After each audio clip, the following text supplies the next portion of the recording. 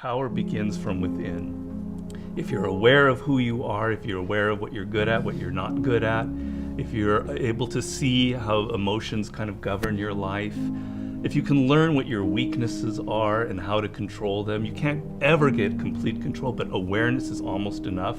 Slowly through this process of knowing who you are and understanding other people and how they operate so you don't make stupid mistakes in life, you can increase that little tiny margin more and more and more, and you will be a person of power. Law number 1 in the 48 Laws of Power is called never outshine the master. And almost every single person in the world has violated that law, myself included.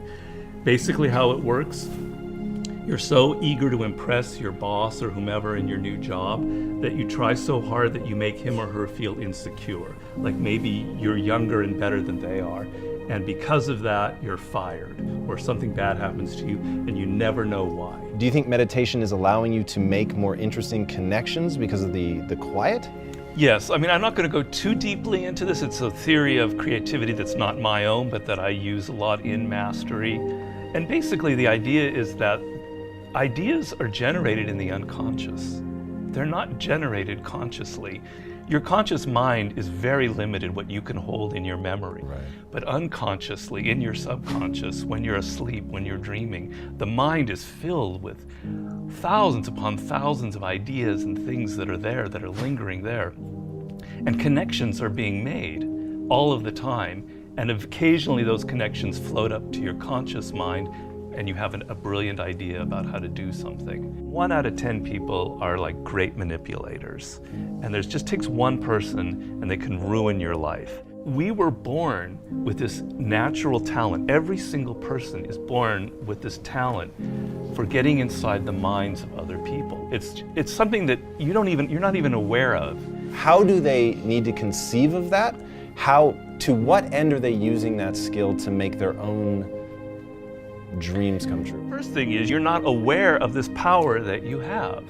You're walking around in life, I'm not critical because I'm the same, sort of sleepwalking. You're inside hearing your own thoughts day in, day out, like a continually, circling loop in your head. And you're not aware of the fact that if you stop that and you look at other people, a world opens up to you. So what's the first component of that world? Nonverbal communication. 95% of what really matters in communication between people is not through words. Words are used to deceive you, to disguise what people are really thinking. What are just a step or two that they can take down that path starting today? The first thing to understand is the most important, and that it is a skill. If you want to play the piano, you can't just sit down and suddenly play. You've got to practice it. You've got to practice it every day. And if you practice an hour a day, you're going to get better at it. Why are children able to learn and an adult can't? The reason is children don't think that they're superior. They don't think that they already understand the world. They're this small. They're weak. They're defenseless. They have to learn or they're going to die. They have to learn how to speak the language. They have to learn what's going on with their parents, or they're literally going to die. Do you have tricks that you use for ensuring that genius does not become a young man's game, that your books truly get better and better over time? Basically, every time I begin a book, I'm deathly afraid of failing. I feel like, it's not going to sell as well as the last book. I'm losing it. I got to go back to square one. Each project, each thing that you do in life, you have to kind of create that feeling in the gut like, I don't know if I'm going to be able to pull it off. I don't know if I can go 12 rounds with Floyd Mayweather this time. I don't know it. The secret really to success in life, I have to say, is retaining, I talk about this in Mastery, is retaining your childlike qualities. If you're completely a child, that's not going to work. Negative capability is rule number 1 for being a creative person. And if you don't follow anything else in Mastery, that would be enough.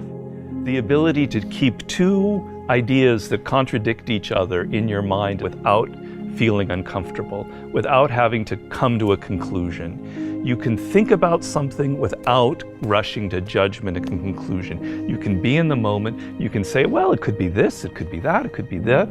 And you don't have to decide whether it's A, B, or C. You're open to adopting 3 or 4 different viewpoints. If you love music, don't quit your job and play guitar. Like, you're gonna have a hard time feeding your family. But you have advice for them. What is that advice? Yeah, but people say, live your passion. These are cliches, and nobody changes their life based on a cliche. You've got to do hard work, and to do hard work, you have to have a roadmap. Somebody has to show you step to get there.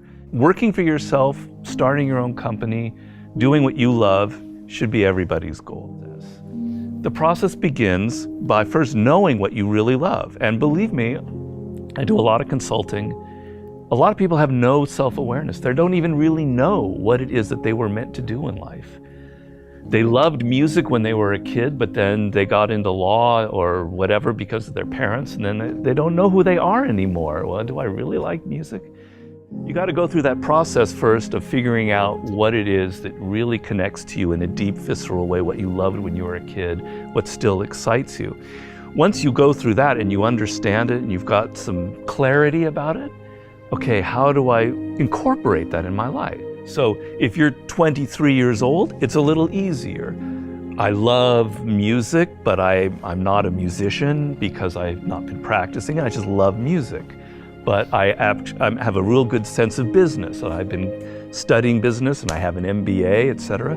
Okay, I've got to now find a way to craft a career that combines my knowledge of business and my love of music. And if I follow that and I do it smart and I plan it out, eventually what starts out with more business than music will end up becoming more creative as I get better and better at it. How do you prepare somebody to survive that initial stage of boredom and pain? Well, pain is great. You've got to embrace pain. Pain is pleasure. You've got to make the connection between the physical and the mental.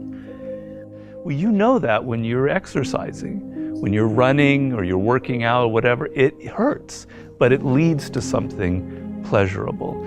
You have to be able to translate that to mental things. And if you make that switch in your mind, it is mind-blowing what can happen to you. Who are the most messed up people in the world?